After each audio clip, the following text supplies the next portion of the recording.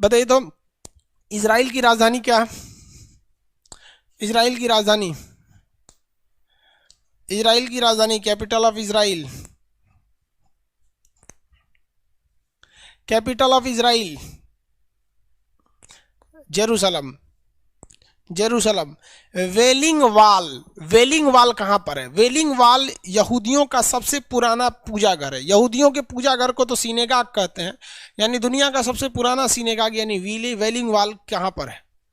Jerusalem में। Very good, Jerusalem में, Jerusalem. फलस्तीन जो है अब वो दो भाग में बट चुका है, गाजा पट्टी, एक फलस्तीन। गाजा पट्टी इस साइड में आ जाता है और फलस्तीन इस साइड में आ जाता है। इतना ही एरिया छोड़ा है। इन लोग के पास अभी भी टाइम है, इजराइल से समझौता करके इसको निपटा ले लो, नहीं तो इजराइल कहीं का नहीं छोड़ेगा इन लोग को। लुंगी पहन के भागियो नहीं पाएगा ये लोग। आगे देखिए, जॉर्डन जो है, जॉर्डन की समुद्री सीमा नीचे थोड़ी सी लगती है। ये वाला समुद्र का नाम है अरब सागर, ये लाल सागर। लाल सागर से थोड़ी सी जॉर्डन की सीमा लगती है समुद्र में, 26 किलोमीटर। जॉर्डन में राजतंत्र है। देखिए ये जो अफ्रीका है ना, ये मिडिल ईस्ट में आता है। अफ्रीका किस में आता है? मिडिल ईस्ट में, लेकिन एशिया में नहीं आता है, याद रखिएगा। अफ्रीका भले मिडिल ईस्ट में आ जाता है, लेकिन वो एशिया में नहीं आता है। अफ्रीका एशिया में नहीं आएगा। समझ में आ रहा है आपको? सऊदी अरब के बारे में आप देखते लोग, यहाँ तक आपको जॉर्डन तक समझा दिया था, आज सऊदी अरब के बारे में समझा देते हैं। देखिए, अरे इसको क्या हो गया जी, ये अलग डिजाइन का क्यों दिखने लगा?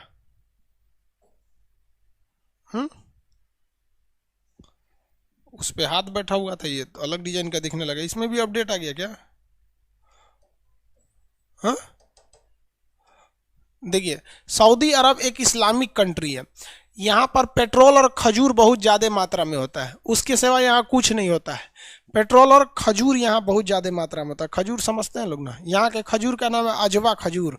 खजूर में सबसे बेहतरीन कैटेगरी का खजूर होता है अजवा खजूर। खजूर में इतना ताकत होता है ना, जो बिहार दरोगा की तैयारी कर रहा है सब ना, 4 खजूर एक दिन में। देखिए, आप अगर 4 खजूर खा लेते हैं ना सुबह में, तो एक दिन तक आप कुछ भी नहीं खाइएगा तो उतना एनर्जी आपको दे सकता है वो। आपको दिन भर चलने काम करने के लिए 2600 कैलोरी एनर्जी की ज़रूरत है। वो 2600 किलो कैलोरी एनर्जी वो 4 खजूर मिलके दे देते हैं। तो ये खजूर बहुत ज़्यादा मात्रा में यहाँ होता है। पेट्रोलियम, गैस पेट्रोलियम बहुत ज़्यादा, इसलिए लोग बहुत ज़्यादा डेवलप हो गए हैं लोग।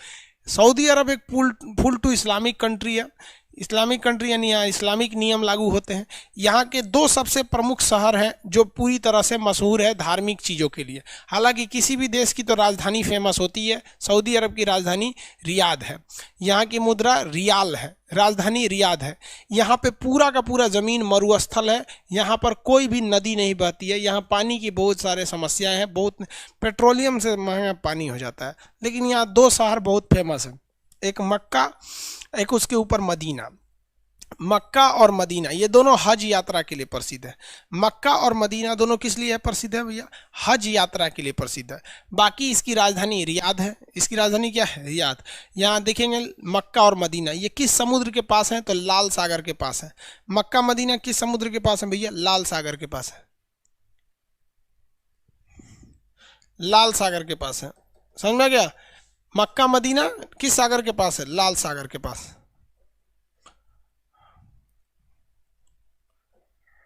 मक्का और मदीना। देखिए, ये आप लोग इस्लाम धर्म में ये 2 चीज़ें बहुत ज़्यादा देखे होंगे। ये ब्लैक वाला जो आप देख रहे हैं ना, ये मक्का है, ठीक है। और ये ब्लू वाला जो देख रहे हैं ये मदीना है। मक्का का फोटो कैसे दिखाएं भाई आपको? ये हो गया आपका मक्का, और मदीना ग्रीन कलर का रहता है जो वो मदीना है। मक्का तो यहाँ हो गया,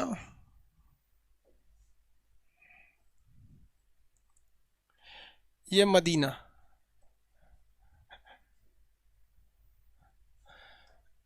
मक्का जो है वो,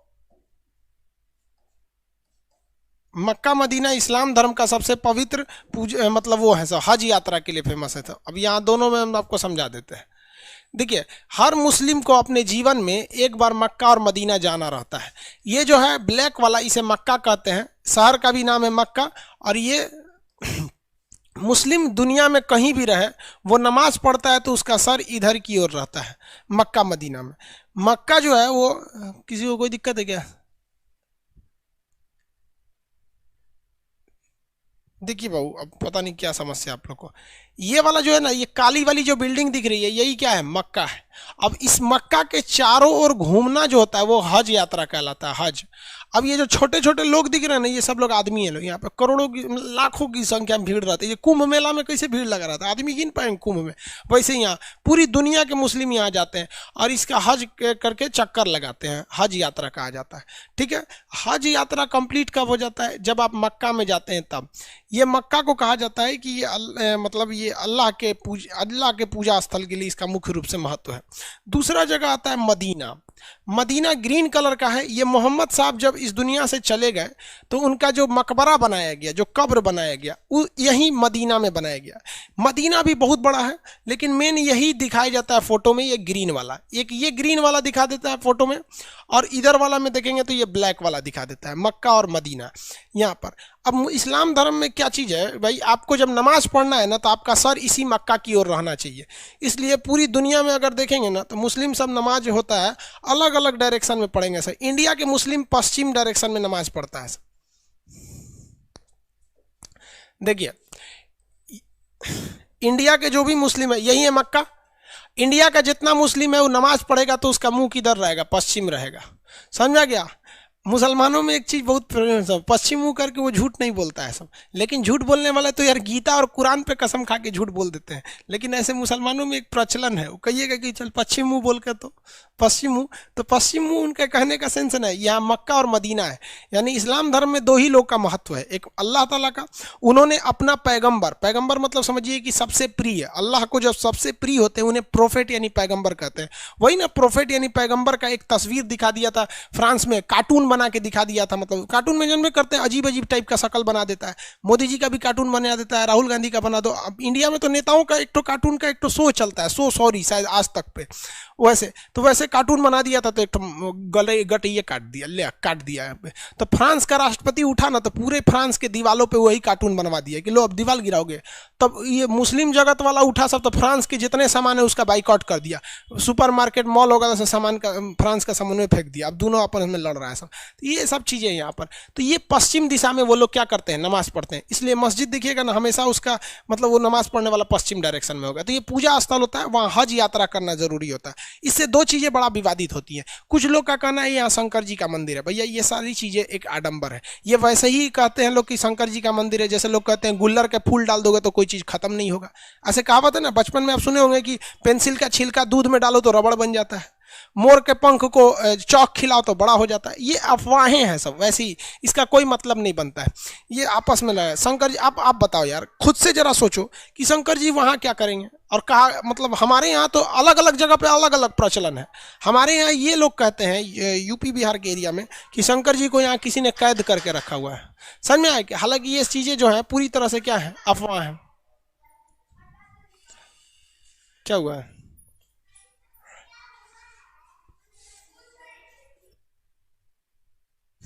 चलिए देखिए ध्यान से। अब तो यहाँ पे ऐसा कुछ नहीं है। वहाँ पर एक पत्थर है जिस पर क्या करना पड़ता है, कंकड़ मारना पड़ता है। अब कुछ लोगों का ये कहना है कि वहाँ पे शंकर जी को किसी ने अरेस्ट नहीं किया है, जबकि हमारे यहाँ लोगों का कहना है कि वहाँ शंकर जी को कैद करके रखा है सब। कोई हिंदू पानी डाल देगा तो बाहर आ जाएंगे। मतलब आप खुद सोचो ना कि कोई भगवान को इतना कमजोर कैसे कह सकता है कि मतलब कोई किसी को अरेस्ट थोड़ी ना कर सकता है वहाँ पे। ये गलत मानसिकता है। और कुछ लोगों का कहना है कि वहाँ शिवलिंग है। देखिए वो शिवलिंग नहीं है, वहाँ पे जो इस्लामिक परंपरा है वो हम आपको बता देते हैं। लेकिन आपके दिमाग में अगर कोई चीज़ बैठ गई है तो वो हमारे कहने से नहीं निकल सकती है। और अगर आप ये मानते हैं कि वहाँ शंकर जी को किसी ने अरेस्ट किया तो मतलब शंकरों जी की बेइज्जती कर रहे हैं। एक शैतान था, मतलब एक बहुत बुरा आदमी था, जब मोहम्मद साहब थे तो उनको बहुत परेशान करता था। कभी उनके ऊपर कूड़ा फेंक देता था, कभी कुछ कर देता था। तो मोहम्मद साहब ने बहुत कोशिश किया कि ये सुधर जाए, लेकिन वो सुधरता नहीं था। तो तंग आकर मोहम्मद साहब ने उसे श्राप दे दिया कि जा तू पत्थर का बन जाएगा। तो वो आदमी एक बड़ा सा पत्थर बन के रह गया है। तो लोग जाते हैं ना तो इसी पत्थर पे कंकड़ से मारते हैं लोग, वो ये दिखाने के लिए कि तूने मोहम्मद साहब को परेशान किया था। तो किसी ने ये फोटो लाया और बोल दिया कि भाई साहब यहाँ पर मतलब इस फोटो में यहाँ पे कि ये शिवलिंग है, जबकि ऐसा कुछ नहीं है। वो परंपरा के हिसाब से देखिएगा तो एक शैतान आदमी था। अब बताओ भाई, अगर इस पत्थर की हिस्ट्री उठाओगे तो वो एक ऐसा दुष्ट व्यक्ति था जिसे पत्थर बना दिया गया श्राप से। अब वो दुष्ट व्यक्ति को आप शिवलिंग बोलोगे। आप मानते हो तो आप हमारी बात पे तो बिलीव नहीं कर सकते, वरना अगर आप जिस पे बिलीव करते हो जो ऑथेंटिक चीज़ है, जैसे गूगल हो गया, विकीपीडिया हो गया, गया, क्योरा हो गया, इस सब पे आप जाके सर्च कर सकते हैं। इसी को लोग वो शिवलिंग बोलते हैं। तो इस मक्का मदीना को लेकर दो ही प्रचलन बहुत फेमस है। कुछ लोगों का कहना है कि यहाँ उन लोगों ने अरेस्ट करके रख लिया है, मतलब उनको कैद करके रखा है, और कुछ लोगों का कहना है कि नहीं, शिवलिंग की पूजा होती है। ऐसा यहाँ पे कुछ भी नहीं है। वो तो जो शिवलिंग वाली बात होती है वो तो मदीना के पास है जहाँ पत्थर मारा जाता है यहाँ पर। अब कुछ लोगों का कहना है कि यहाँ हिंदू को जाने क्यों नहीं दिया जाता है। भाई साहब, यहाँ 2.5 लाख रुपया खर्चा आता है एक आदमी को जाने का। दूसरा, आप किसी देश में जाते हैं तो आप अपने हिसाब से नहीं चलते हैं, उस देश के नियम कानून के हिसाब से ही हमें चलना पड़ता है। तो ये एक मुस्लिम कंट्री है, इसका नियम है कि जो हज करने आता है उनके लिए प्रॉपर नियम होने चाहिए। अब आपको पता है ना कि जो उन लोग के नियम कानून होंगे उनको पता होगा। यार हम लोग को हम ही लोग कभी हज करने नहीं गए, बुढ़ापे में मम्मी पापा को भेज देंगे लोग। तो ये समझ में आ गया, ये सऊदी अरब केवल मक्का मदीना के लिए। इस पर एक और विवाद होता है कि हज के लिए सरकार सब्सिडी देती है, मुसलमानों को बेवकूफ बनाती है सरकार। देखिए क्या कहती है, सुनिए ध्यान से। हज के लिए खर्चा आता है 2.5 लाख रुपए। तो जब सरकार थी ना पहले, कांग्रेस की सरकार, वो तो मुसलमानों को और लोल बनाई। बीजेपी तो कम से कम खुल के कहती है, कांग्रेस तो और लोल बनाई। कांग्रेस कहती है भाई 2 लाख 2.5 लाख है ना, तो आप इसमें केवल कितना दीजिए, 2,40,000 दीजिए, मतलब 2,40,000 दे दीजिए आप। तो मुसलमानों को लगता था 10,000 सब्सिडी हो गया। दूसरा देखिए, जब जो व्यक्ति ये सब्सिडी ले लेता था ना, उसको एयर इंडिया की जहाज से जाना होता था, एयर इंडिया। और एयर इंडिया उस समय 15,000 की जगह पे 60,000 रुपया किराया ले लेती थी। भाई साहब यहाँ देखो, 15,000 की जगह पे 60,000 किराया ली है यहाँ पर, यानी 45,000 सरकार ने एक्स्ट्रा किराया ले लिया। जबकि हज के लिए आप किसी भी दूसरे जहाज से जाइएगा तो 15,000 ही किराया है, लेकिन एयर इंडिया से जाइएगा हज करने के लिए तो 60,000 लेगा, आपको 45,000 एक्स्ट्रा लेगा। छूट कितना दिया है, 10,000 का। मुसलमानों को लगता है सब्सिडी मिल रही है। तो सबसे पहले भैया तू तो यहाँ लोल बन रहा है। दूसरी बात क्या चीज़ होती है कि हज का एक नियम है कि आप दूसरे से पैसा लेकर हज यात्रा नहीं कर सकते हैं। तो आप सरकार की सब्सिडी लेके काय लिए हज यात्रा करते हैं। ये सारे धर्मों में है कि भैया अपने कमाई से जाइए, नहीं तो घर में ही भगवान की पूजा कीजिए। तो सऊदी अरब की यही 2-3 चीज़ें फेमस हैं वहाँ पर, और बाकी कुछ है नहीं। वहाँ पेट्रोल है, धार्मिक चीज़ें। अब कोई भी जाता है यहाँ पे तो लाखों रुपए उसकी इनकम हो जाती है हज यात्रा से। अब जैसे आप खुद सोचिए ना भाई, इलाहाबाद में अगर हर साल कुंभ का मेला लगेगा तो इलाहाबाद के लोगों की तो इनकम वैसे ही बढ़ जाएगी, क्योंकि जो भी आता है हज करने वो 45 दिन रुकता है। तो आप कभी कुंभ मेला में जाइएगा तो वहीं के लोगों के टेम्पू में बैठिएगा, वहीं के होटल में रहिएगा, बहुत इनकम हो जाता है ना एज ए टूरिस्ट के लिए यहाँ पर। तो ये मक्का मदीना यहाँ हो गया। बाकी ज्योग्राफिकली इसका कुछ खास महत्व नहीं है। समझ में आ रहा है कि नहीं आ रहा है?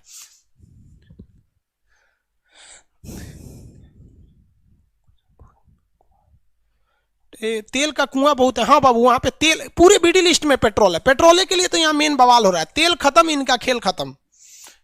बेचारे किसी काम के नहीं है, सर पागल है सभी सब यहाँ पे। चलिए आगे देखिए, इन सब के बारे में कुछ बोलिएगा सर काट देगा सब। समझ में आ गया कि नहीं? सर काट देता है सब। यहाँ पे इस्लामिक कानून लगा रहता है। इस्लाम का कानून बड़ी सख्त है। दुनिया में सबसे कठोर कानून कहाँ है? सऊदी अरब का। चोरी किया हाथ काट दो, गवाही झूठा दे दिया आंख फोड़ दो। अरे भाई बड़ी खतरनाक कानून है वहाँ का। ऐसा कानून इंडिया में रहेगा तो जनसंख्या की समस्या खत्म हो जाएगी, सारी की सारी जनसंख्या खत्म हो जाएगी। समझा क्या? लेकिन एक चीज़ देखो भाई, हिंदुस्तान की जनसंख्या बढ़ रही है, लेकिन बहुत ज़्यादा मतलब लोगों की आबादी बढ़ रही है, और आबादी बढ़ने के साथ साथ लोगों में दूरियां भी बढ़ रही हैं। हमको समझ में नहीं आ रहा हो क्या रहा है यार। आबादी बढ़ती है तो दूरियां घटनी चाहिए ना, लेकिन लोगों की दूरियां बढ़ते जा रही हैं। अब यहाँ पर नीचे वाला देखिए, यमन देश है। भाई साहब ये यमन में ना, मतलब पूरा मिडिल ईस्ट वाले सिया सुन्नी के नाम पे लड़ रहा है सब। सिया और सुन्नी के नाम पे लड़ रहा है सब। अब ये सिया सुन्नी क्या है, हम आपको नॉर्मली समझा देते हैं, ध्यान से समझो। इन लोगों में एक होता है सिया, सुन्नी, वहाबी, अरे इस टाइप का 3 होता है। अरे 72 गो कैटेगरी है इसमें, हम आपको 3 गो मेन समझा दे रहे हैं, अभी बहुत ज्यादा होता है। एक होता है वहाबी, एक होता है सुन्नी, एक होता है सिया। देखो भैया, इनका कहना है कि जो अल्लाह है वो सर्वश्रेष्ठ है, इनके अलावे आप किसी से कुछ मत मांगिए। जो कहता है अल्लाह कहता है, अल्लाह करता है। हमसे तो बवाले हो जाता है, हमसे ई लोग से मिलते हैं तो भाई हम साइंस के हिसाब से सोचते हैं, ट्रेडिशनल हिसाब से सोचते हैं। सुन्नी कहते हैं कि भैया अल्लाह तो खुद ज़मीन पे नहीं आए, उन्होंने किसे भेजा था? प्रोफेट मोहम्मद साहब को। इसलिए सुन्नी लोग इन दोनों को मानते हैं। वो ये कहते हैं कि अल्लाह और मोहम्मद दोनों को मानना चाहिए। इनके सबसे करीबी मोहम्मद साहब थे, ये बात हकीकत भी है, उनका सबसे करीबी पैगंबर वही थे। सुन्नी सिया का क्या कहना है कि अल्लाह जो थे इनका सबसे करीबी कौन थे? मोहम्मद साहब। और मोहम्मद साहब के दो नाती थे लोग, एक का नाम था हसन और एक का नाम था हुसैन। हसन और हुसैन, इन्हीं के नाम पर मुहर्रम का त्यौहार मनाया जाता है। तो ये लोग ज्यादा वैल्यू किसको दे देते हैं? इन लोग को दे देते हैं, हसन और हुसैन को वैल्यू दे देते हैं सुन्नी शिया लोग। और भी बहुत सारा नियम कानून है। अरे भाई साहब मत पूछिए, ये समझाइए नहीं पाइएगा आप, गजब टाइप का हो जाता है। एक बार हम मस्जिद में नमाज पढ़ने गए थे, हमको मिल गया सभी दो कैटेगरी का, एगो ये भाई साहब हम बोले कि नहीं बोले समझ में नहीं आता है, सुनिए ध्यान से। यहाँ पे एक जो वहाबी वाले मिले तो कहते देखिए जब नमाज पढ़िए तो हाथ यहां मत रखिए, थोड़ा ऊपर रखिए, आप पैर ज्यादा फैलाइए। हम कहे आप हमको नमाज पढ़ना सिखा रहे हैं कि परेड करना सिखा रहे हैं? तो ये सुन्नी वाले भाई साहब कह रहे हैं कि नहीं, हाथ थोड़ा नीचे कीजिए और पैर थोड़ा कम फैलाइए। अजब हाल है भैया, हम जिसमें कंफर्टेबल रहेंगे उसमें फैला लेंगे हम। अब भाई हमको मान लीजिए कि हम यहाँ रखना चाहते हैं तो हम आपसे पूछेंगे कि यहाँ रखे कि यहाँ रखे। अरे भाई आप बताइए, आपसे अगर कोई कहे कि आप मंदिर में जाते हैं पूजा करने तो ऐसे हाथ कीजिए, ऐसे, कोई कहेगा ऐसे, कोई कहेगा ऐसे। अरे भाई तुम कौन होते हो ऐसे वैसे बोलने वाले? हमारा जैसे मन करेगा हम ऐसे पूजा करें। हम भी बोले भाई साहब आप काहे लिए दिमाग लगाते हैं, हमको जैसे कंफर्टेबल रहेंगे, हम यहाँ हाथ बांध सकते हैं, हम यहाँ हाथ बांध सकते हैं। अजब हाल।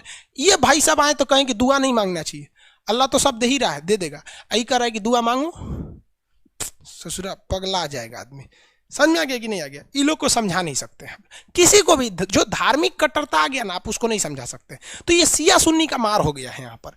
अब ये लोग क्या चाह रहे हैं भाई, सिया सुन्नी के चक्कर में सऊदी अरब वगैरह वगैरह भी ज्यादातर ये लोग सुन्नी है, ये इधर सिया है लोग यहाँ पर। तो ये देखिए यहाँ पर एक हैती विद्रोही है, विद्रोही का नाम क्या है? हैती। हैती विद्रोही जो होते हैं सब वो सिया जाति से आते हैं। क्या हुआ, कोई दिक्कत? अरे सिया सुन्नी के चक्कर में मत पड़ना रे भाई, चुपचाप नौकरी लो, काम खत्म करो, स्वर्ग नरक कुछ नहीं होता है। आपको सीधी सी बात बताते हैं ना भाई, आप हिंदू हो या मुसलमान या सिख ईसाई जैन बौद्ध को समझाने की जरूरत नहीं है, वो बहुत विद्वान है वो लोग। मेन इनको मुसलमानों को और थोड़ा बहुत हिंदुओं को समझाने की जरूरत है। आप समझो भाई, मरने के बाद आपके धर्म का हिसाब नहीं होगा कि आपका धर्म अच्छा था कि आपका धर्म खराब था।